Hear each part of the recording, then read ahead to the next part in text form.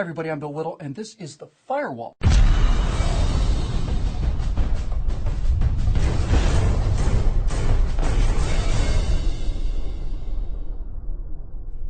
Well, he's done it. Barack Obama has proclaimed amnesty for millions of illegal aliens. Conservative pundits have called this act illegal, saying the president does not have the power to unilaterally circumvent Congress on any issue, let alone one of this magnitude. Senators and representatives have called his act illegal. Saturday Night Live called it illegal. Jon Stewart on The Daily Show called it illegal, and President Obama himself on 24 occasions said he did not have the constitutional authority to do this and was therefore illegal. He didn't care. He did it anyway. Now, many of us knew before his election what he really thought of the American people, but for those who didn't, we have Jonathan Gruber, one of the chief architects of Obamacare, saying repeatedly on camera that they had intentionally mislabeled what was obviously a bill-killing tax on the American people. He then told his elitist left-wing audience that the entire sham depended on the stupidity of the American voter. Furthermore, Gruber has stated on camera that the president was not only well aware from the beginning that they were lying to the American people, Obama actually led the discussion of how this could be done. So let's set aside just for a moment the fact that Obamacare passed without a single Republican vote. So when Gruber and Obama say that they're depending on the stupidity of the American voter, what they're really saying is they're depending on the stupidity of the half of the country that votes Democrat.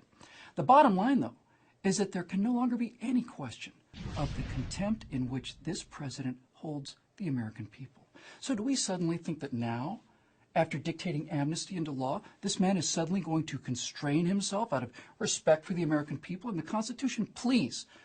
A few days before his election, he said we were on the verge of fundamentally transforming the United States of America. Well, he has fundamentally transformed it. When a man can dictate law, that is a dictatorship. It's pretty simple, really. Any questions? Both Gruber and Obama are wrong about the American people, though. We're not stupid. We're scared.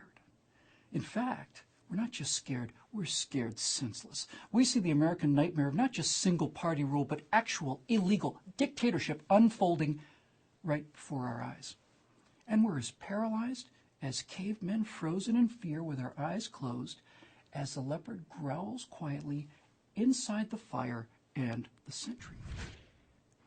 Now, many Americans think that Obama is the problem. Obama is not the problem. Our Constitution was written for one purpose and one purpose only, to prevent the rise of a dictatorship. So what failed? How did we build this tyranny?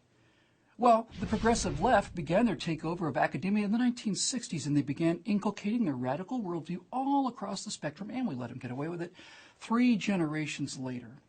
Journalism students are no longer encouraged to seek out the truth, whatever the cost. They are taught which stories to promote and which to suppress in order to advance the larger truth of left-wing utopian philosophy. So when a president that they despise, such as Richard Nixon, let's say, acted illegally, they hounded him right out of office. They're supposed to. That's their job. But with a president they adore, like Barack Obama, they see to it that stories such as Gruber and his multiple on-camera admissions of deception never see the light of day. Why? We know why. Everybody knows why. We are allowing Barack Obama to get away with this because he's black. That's it, and that's all. To say if he were white, he would have been impeached already is a non sequitur. If he were white, a man of his inexperience and radical background would have never been elected in the first place. America voted for him to prove that they were not racist, and now we're going to let him destroy this government and this country for the exact same reason. It's guilt that paralyzes us. This progressive Obama dictatorship is built on guilt over the original sin of slavery. Well, it's guilt. And also fear.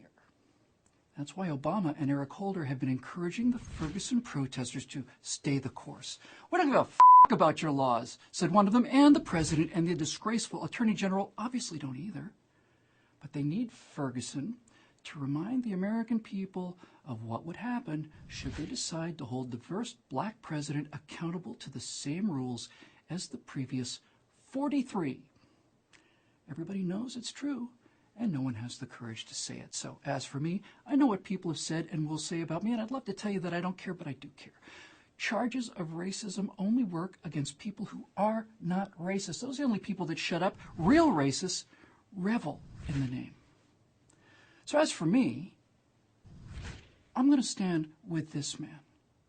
I believe that Barack Obama and his multiple, flagrant, and impeachable illegal actions should be judged not by the color of his skin, but by the content of his character.